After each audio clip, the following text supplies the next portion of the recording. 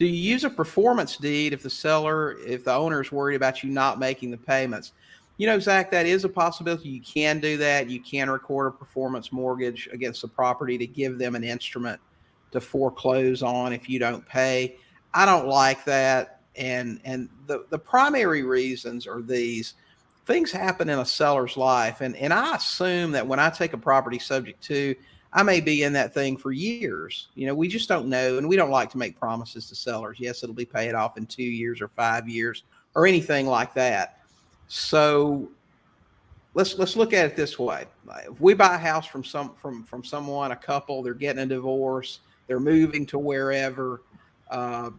Once that property's in our name, we've taken over the payments, we have it for a year or two. If we record a performance mortgage, let's say 5 years down the road, the buyer that we have installed says, hey, we just got approved for our financing.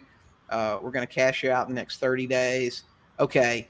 Title company is doing the title work. There's an underlying lien. We have to get a satisfaction from that mortgage company. But there's also this performance mortgage. We got to track down Jimmy Joe and Bobby Sue to get them to sign off on this thing so we can give clear title. What if we can't find them? What if something's happened? What if they moved out of the country? A million things could possibly happen.